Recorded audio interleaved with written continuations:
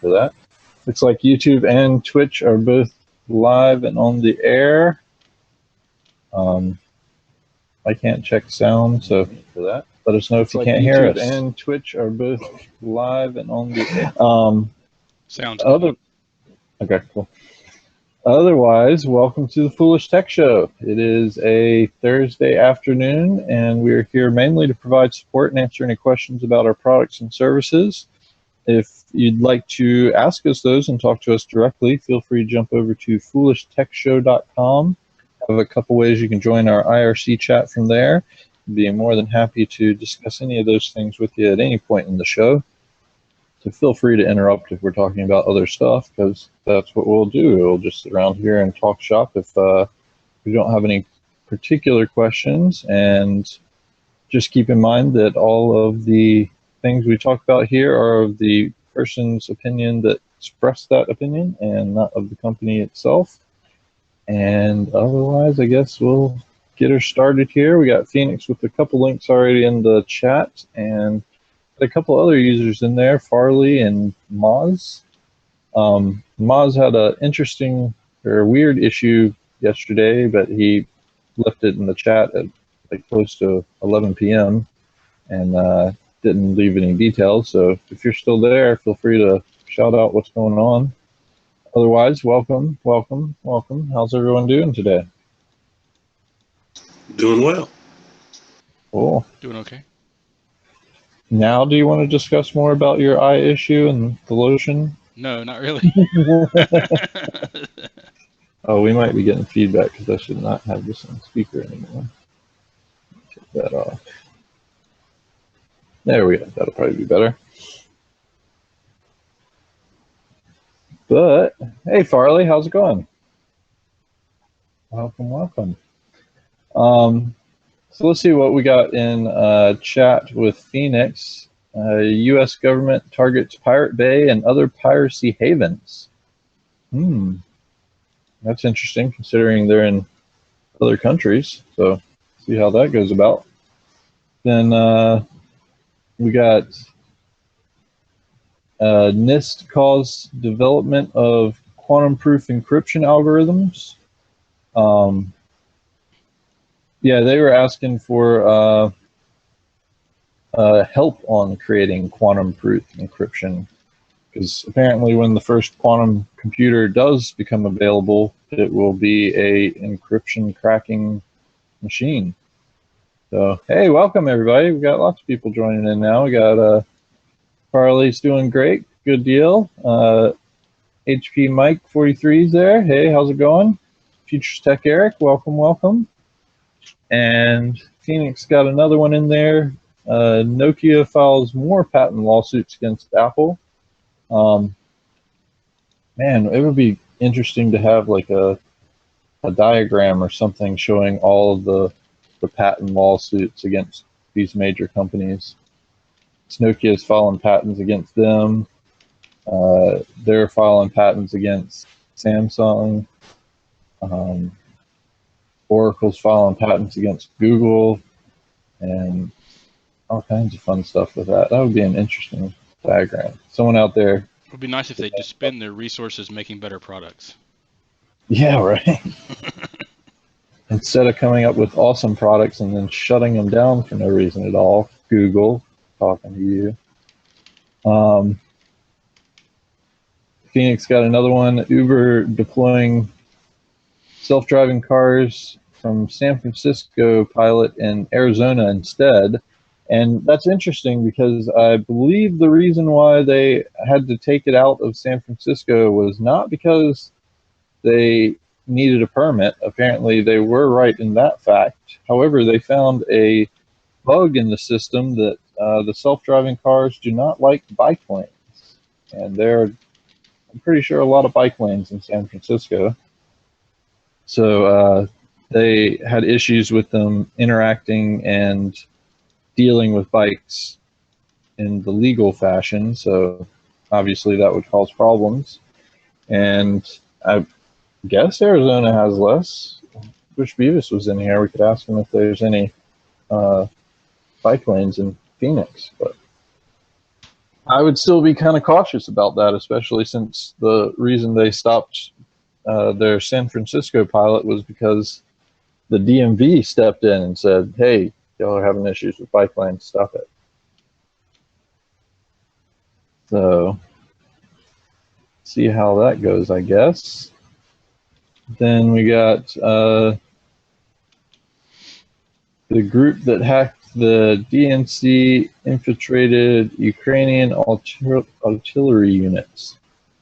There's been a lot going on with hacking over in that portion of the world, from what I understand. Another one was maybe it's the same group that they were in Russian-controlled territory and stuff like that. Farley's got some questions about CryptoPrevent White-Label. Go ahead. What's up? What are the questions?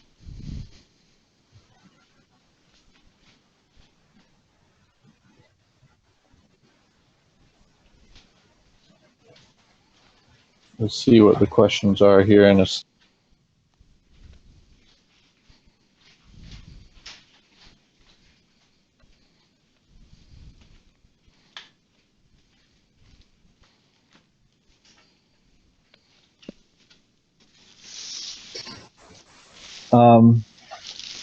yeah, we talked about that one yesterday, Phoenix, with Google suing his employers after for the confidentiality things that they employ there.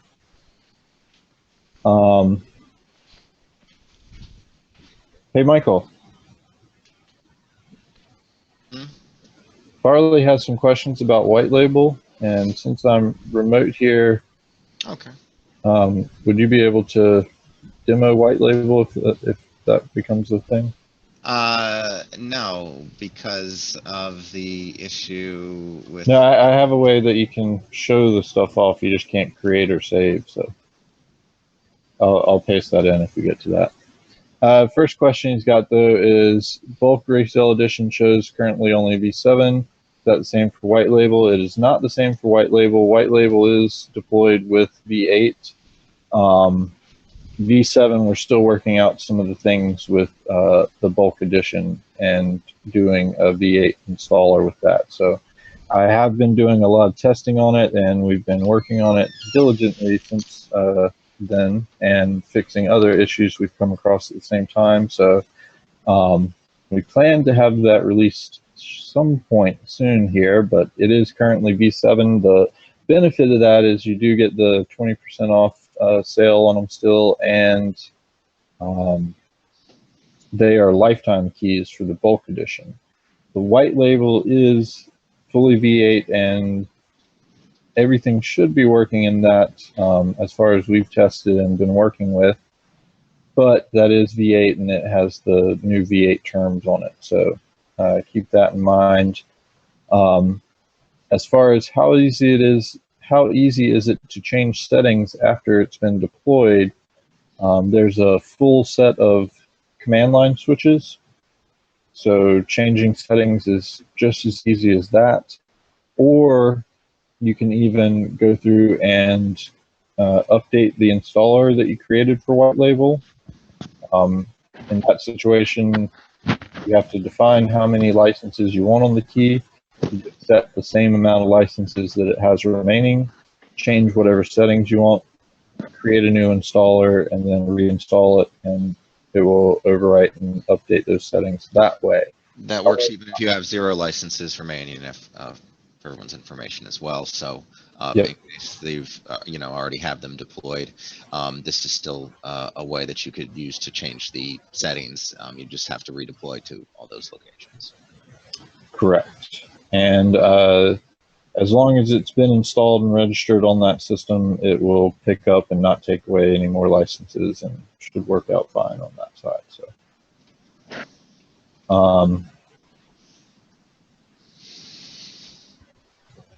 No, it will not use a extra license. As long as it's been activated and registered on that system and that one's consumed the license, you can actually format and reload that system, and when you reinstall, it'll pick that license back up. So should be good there. And Michael, if I get you that info, do you want to go ahead and show off some of the things in the white label? Sure. Sure.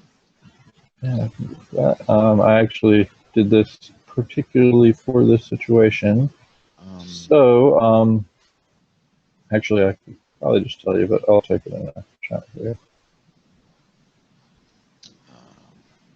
That's the company name, and then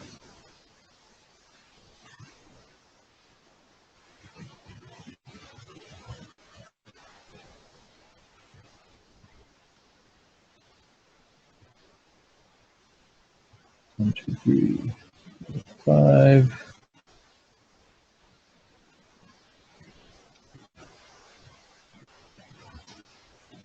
Make sure all the spaces are right, but you get the idea for the product key. And that won't allow you to save or create installers, but it will allow you to see the full settings and be able to show those off.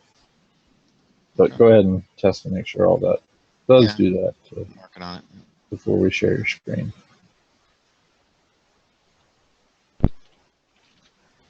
There is no automatic renewals. So if you buy the 500 pack, it's essentially the one-time purchase for that.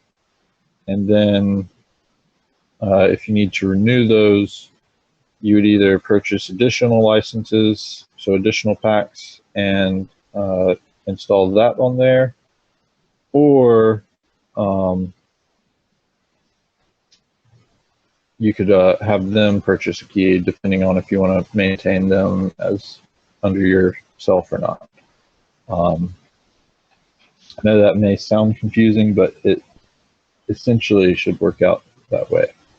We'll probably add some other features in there to make it a little bit easier for you to know when you're going to expire, and possibly being able to update it in another method. But I have to work out some other things to get that going first. So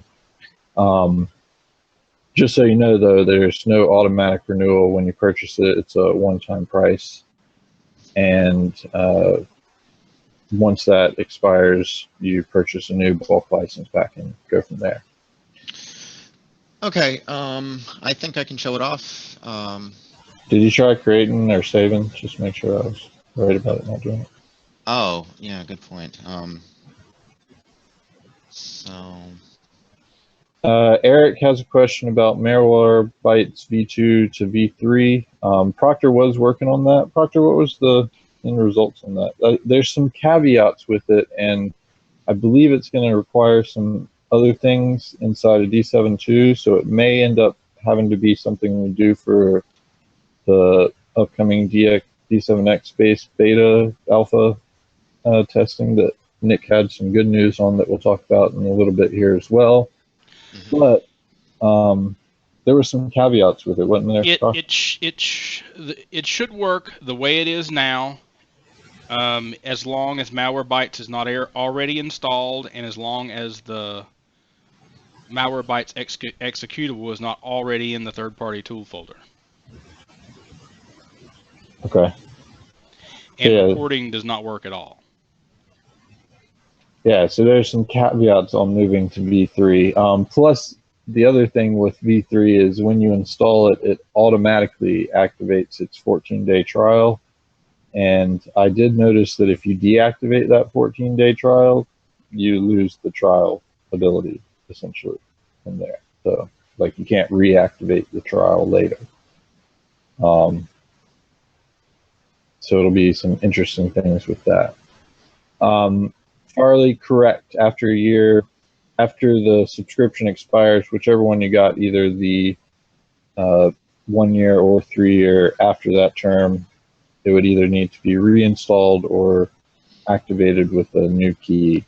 And I believe we'll have some options for the activation on the white label and bulk side, but like I said, that'll have to come as a feature coming up here. Okay. I tested it. It's fine. Okay, hold on one second there. HP Mike 43, you do not need to delete the history on CryptoPrevent, but if you want to, you can clear your event log. So bottom left, you have the open event log and button. So that'll open the Windows event viewer. And then you can just clear the events in there by right-clicking on the application log and clearing events. You don't need to, though. We had a report that possibly if you have an extremely long history, since it does have to read through the entire event history log, and maybe sometimes those get corrupted as well, that could cause some it to take some time to actually check history like that. But in that situation, again, that's why I would fall back to that event viewer, the Windows event viewer, and deal with that. Events in Windows are not that easy to deal with. Even with the .NET implementation of it, it's extremely aggravating to deal with. And apparently they're changing things with event IDs being legacied now, so I don't know what they're going to do there and how that's working, but yeah, you don't have to worry about deleting it or cleaning it, but you can always empty your event viewer, and possibly that could help in other things as well. I've never really had an event viewer cause me issues, but I have seen ones that have been corrupted and things like that. So, Eric, not familiar with Cisco Marikai. What's that? And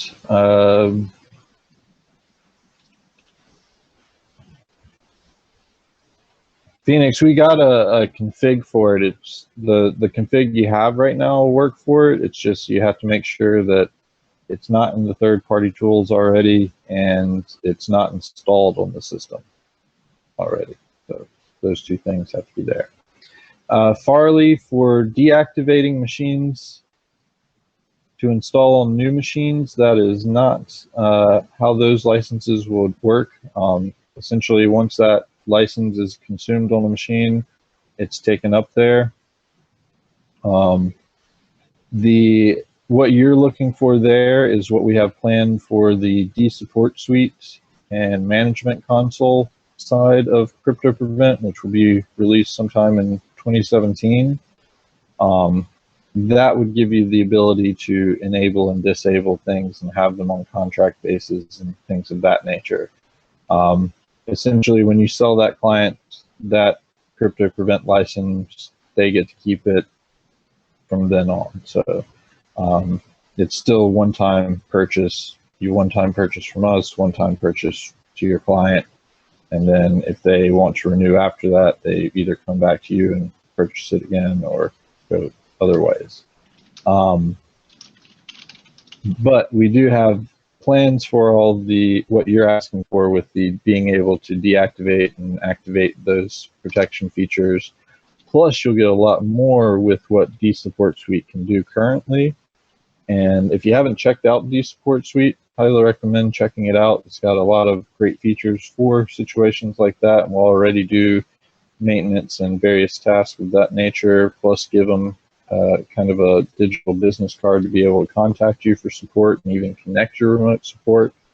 And if you go ahead and get it now, we'll have add-on features for adding the CryptoPrevent, and we may integrate the white label in a way, but we haven't gotten all of that stuff particularly turned out and determined that way.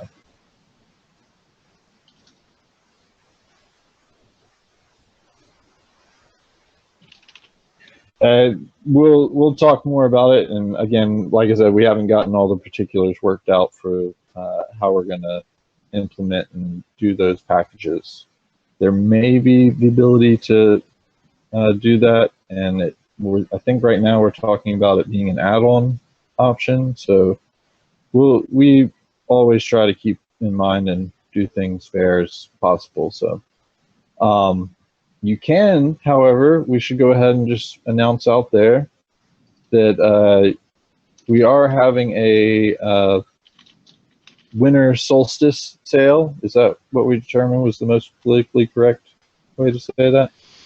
I think we called it a holiday sale, but Ah. it goes through January the 7th, so it's kind of more of a end of year sale.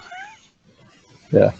And we also determined that since it wasn't winter everywhere in the world, we couldn't really use that. Yeah, the winter solstice thing. Although, isn't it still a winter solstice, even though it's not technically winter for them? Couldn't we just call it end of the year?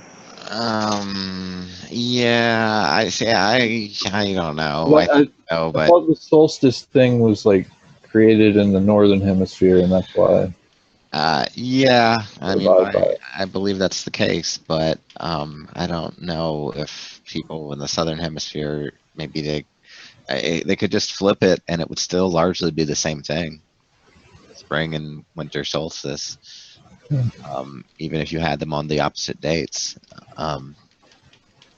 Yeah, Ian, I know it's summer in the southern hemisphere right now, but I don't know if they call that their summer solstice or if it's their winter solstice. I don't even really know the technicalities behind solstices. This is anyway. So it's the longest and shortest days of the year. yeah, so would that still count on the southern side? Or because they're tilted away, would that make it still happens, except that their respective dates are flipped for those events. so their summer solstice would still be the summer solstice where it's the longest day? Yes, but in their case, for them, if they wanted to, they would be celebrating that on December 21st or whenever that is. Yeah. Farley, on the D-Support suite, send us an email at sales@foolishit.com or support@foolishit.com. Huh? Oh, sorry. Talking to somebody else. What? I'm sorry, Proctor G. Wow. What did you do to him? Outside today. Anyway, sorry about that, Farley.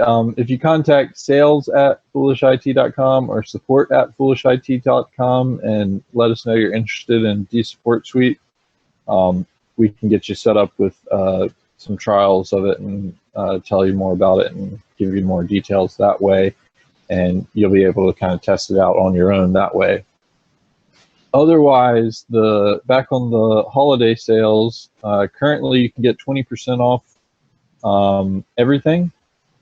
So all the versions of CryptoPrevent you can get 20% off of until January 7th.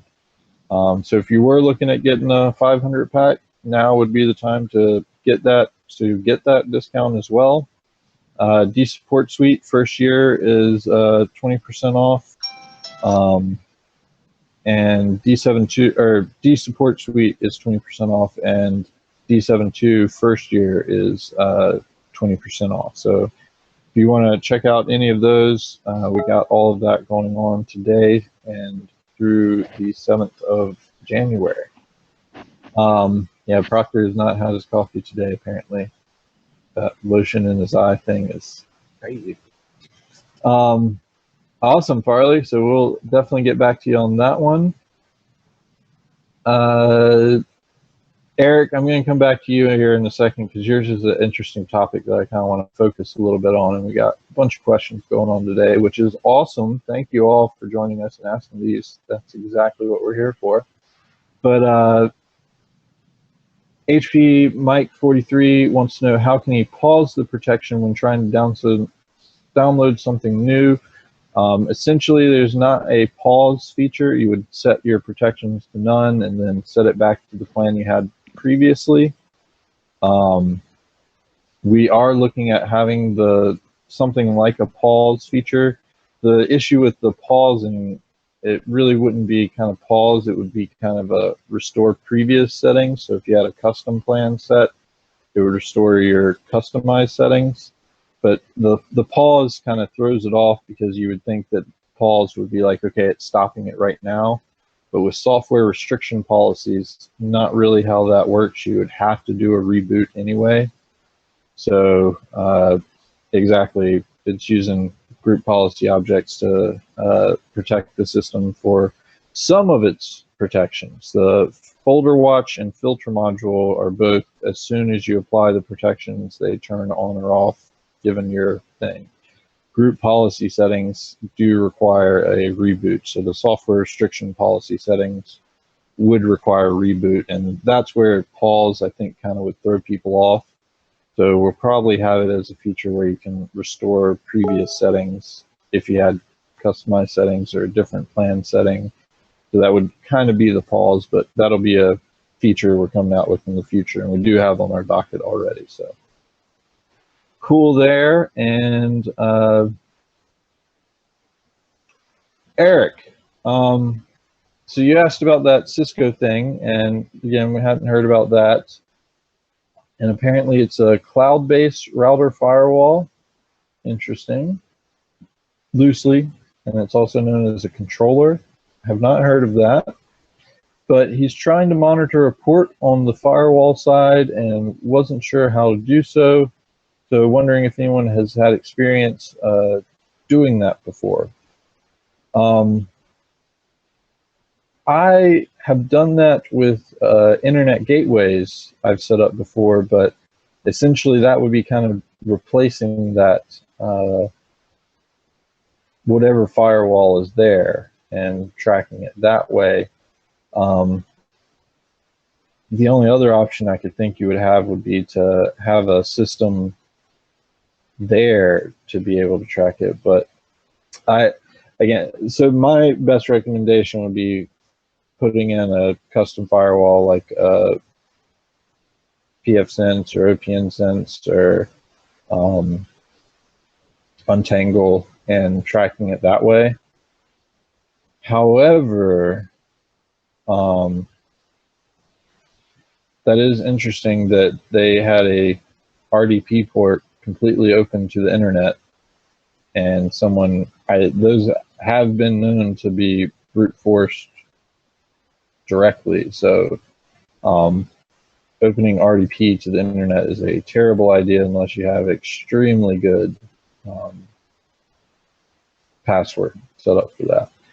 And I mean extremely good, because those can be brute forced for quite some time. There's no stop trying to log in options, things like that. So yeah, pfSense is awesome. That's what I'm running. Michael actually prefers the OPNsense, which is the fork off of pfSense. And as far as reporting goes, though, I got to tell you, Untangle beats it hands down. Like, if I was trying to do what Eric wants to do there, I would probably just throw up a Untangle server. And actually, Eric, you could do an Untangle server in bridge mode, and then you'd have the same firewall there. So you'd have the modem, an Untangle server in bridge mode, and then their firewall and everything they had set up by default. And then on the Untangle, just set up a thing to monitor that port. And the reports that you get back from that, you'd be able to easily tell if it's a single IP address or not that's trying to get in, and more about who's trying to get in. But I can tell you, if you got an RDP port open, you're going to have a lot of people hitting that. I mean, a lot of people trying to hit that. I can already tell you, just in my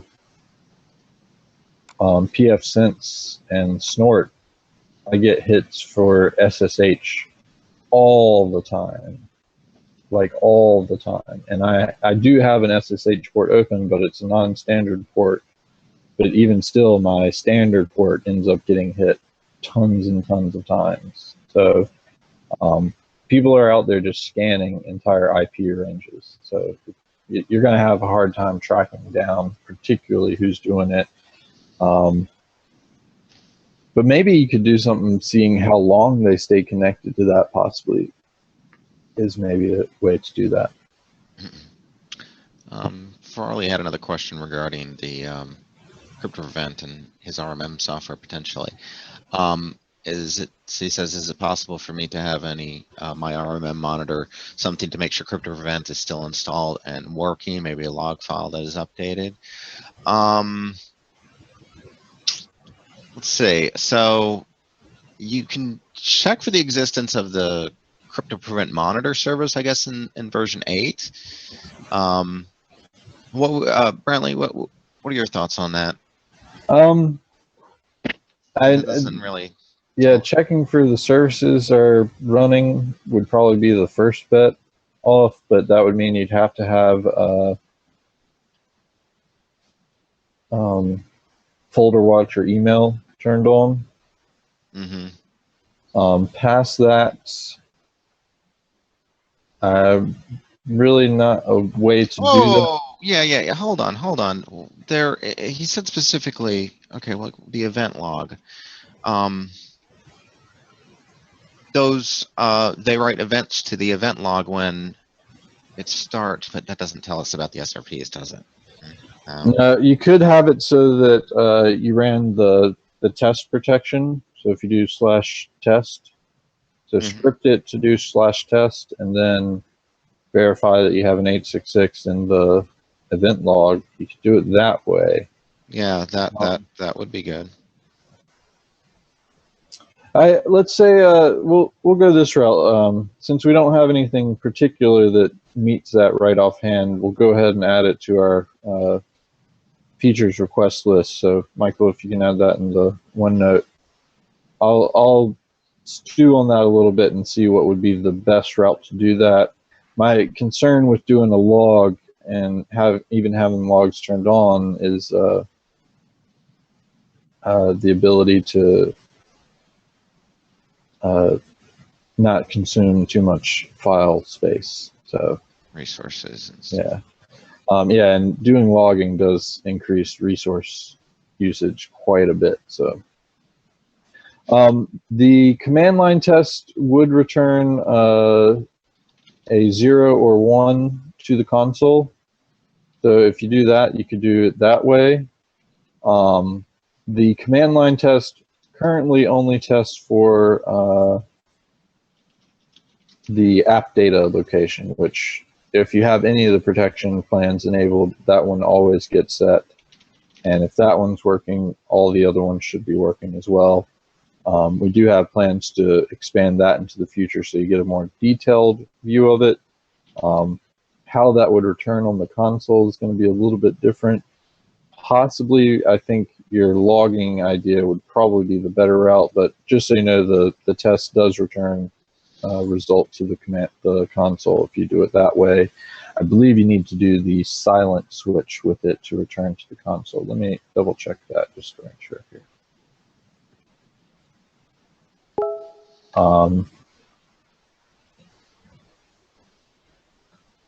Let's see. Crash test.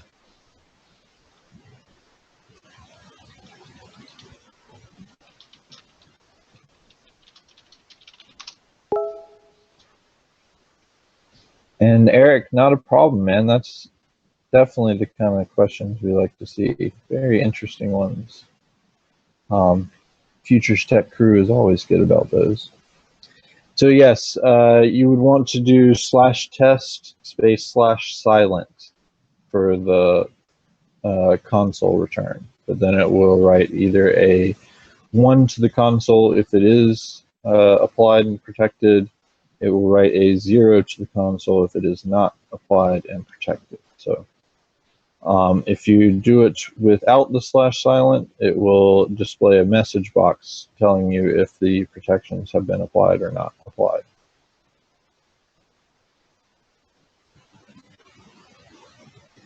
But I do like the logging idea, and I feel like that will probably be an even better route is maybe have it daily check and update that log with the date it checked it, the time it checked it, and which protection settings were checked. So that's actually a really great idea. Thank you, Farley. That sounds awesome, actually.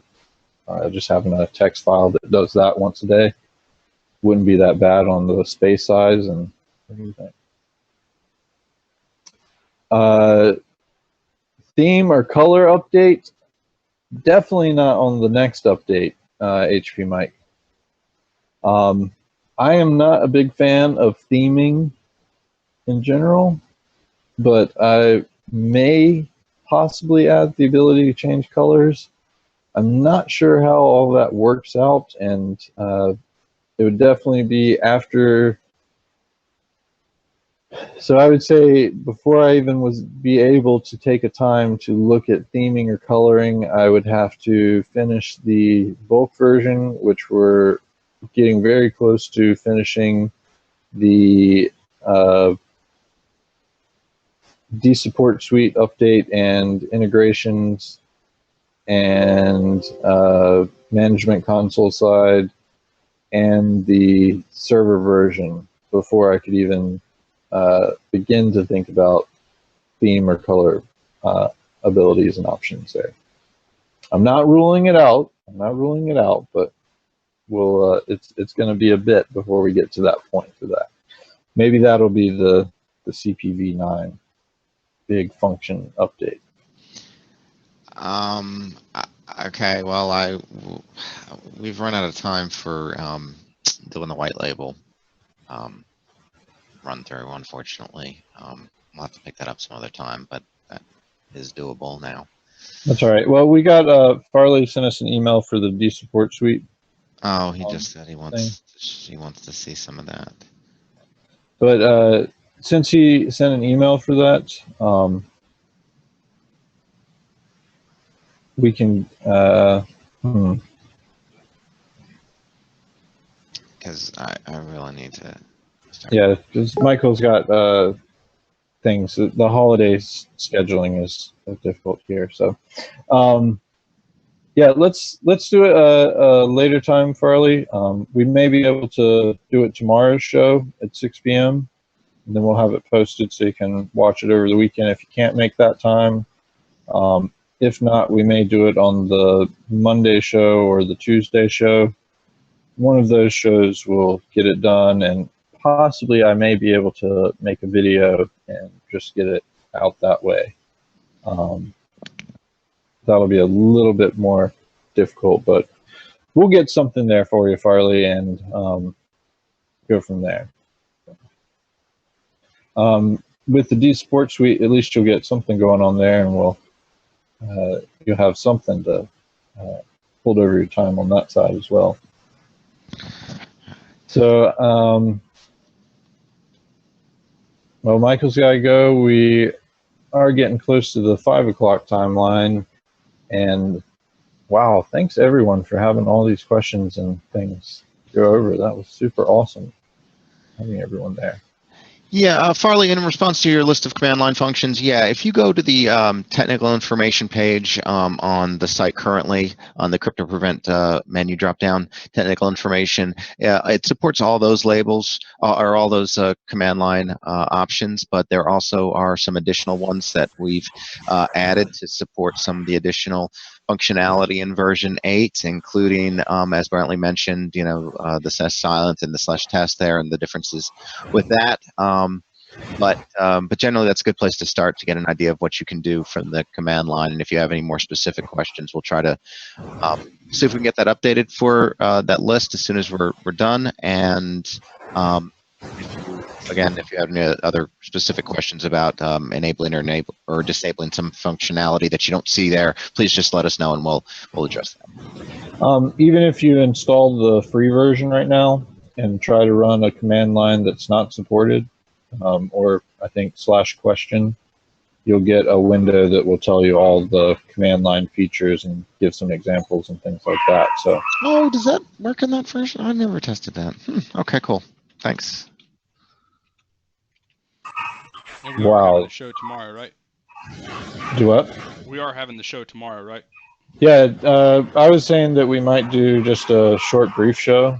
Okay. But we would kind of play it by ear. So, I mean, as long as everyone that can stream can do the show tomorrow, we should be able to do the show.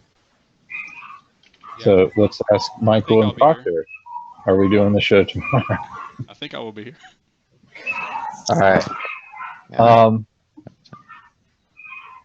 It may just be a quick, brief one or something else, but either way, we'll let you know one way or the other and go from there. So, yes, I have an entire rack of Chihuahuas in this house that I'm in currently, if you cannot hear that.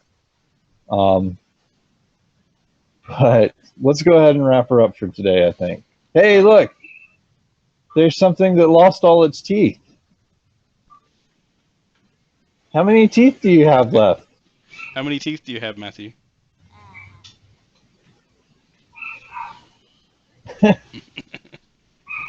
Yeah, take care. Happy holidays to all you guys. Yeah, happy holidays. Happy Puppy holidays. is nuts. Merry Christmas.